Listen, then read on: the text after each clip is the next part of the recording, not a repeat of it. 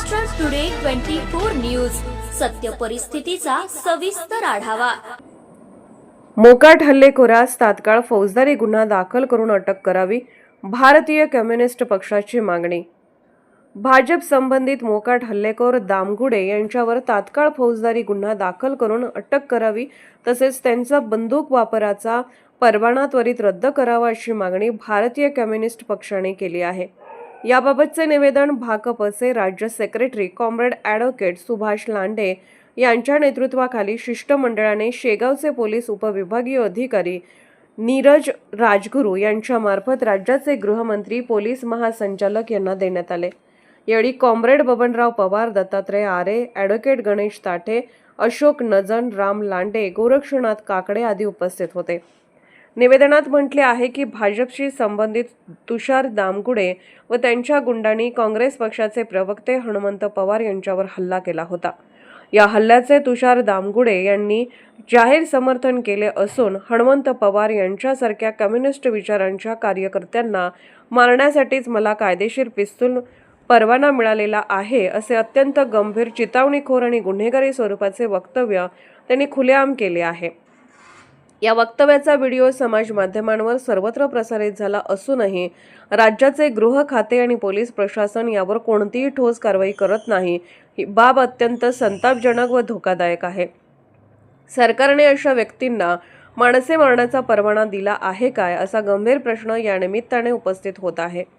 यापूर्वीही भाजपाच्या विचारसरणीने पोचलेल्या गुंड प्रवृत्तीच्या लोकांनी अशाच प्रकारच्या धमक्या दिल्याचे अनेकदा दिसून आले आहे। लोकसभेचे सभापती ओम बिर्ला यांचा कट्टर समर्थक करणी सेनेचा राजसिंग अमेरा याने लोकसभेतील विरोधी पक्षनेते राहुल गांधी सहित 25 खासदारांना घरात घुसून मारण्याची धमकी दिली होती। अशा प्रकरणांमध्ये केंद्र व राज्य सरकारे तसेच गृह खाती कठोर भूमिका घेत नसल्यामुळे अशा गुंडांचे धाडस सातत्याने वाढत आहे। दामगुडे यांनी हनुमंत पवार यांच्यावर हल्ला केला व आता उघडपणे हिंसेचे समर्थन करीत असून राजकीय मतभेदांवर गोळीबाराची भाषा करत आहे। ही बाब लोकशाही, संविधान आणि कायद्याच्या राज्यासाठी अत्यंत घातक आहे। सत्ताधारी भारतीय जनता पक्षाच्या संरक्षणाखाली असे गुंड मोकाट फिरत असतील तर सामान्य नागरिकांच्या सुरक्षिततेचा गंभीर प्रश्न आपल्यासमोर उभा राहिला आहे। यावेळी दामगुडे यांच्यावर तात्काळ दखलपात्र कलमांसह फौजदारी गुन्हा दाखल करण्यात यावा, त्याला कोणताही विलंब न करता अटक करण्यात यावी, त्याचा पिस्तूल वापराचा परवाना त्वरित रद्द करण्यात यावा आदी मागण्या करण्यात आल्या।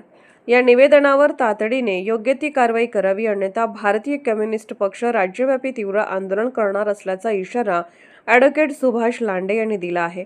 हल्लेखोरास अटक करावी या मागणीचे निवेदन शेवगावचे पोलीस उपविभागीय अधिकारी नीरज राजगुरू यांना देताना भाकपचे राज्य secretary comrade advocate Subhash Lande व कार्यकर्ते तुषार दामगुडे व त्याच्या सहकारी गुंड यांनी काँग्रेसचे प्रवक्ते हनुमंत पवार यांच्यावर 4-5 दिवसापूर्वी प्राणघातक हल्ला केल्याचं प्रकरण आहे।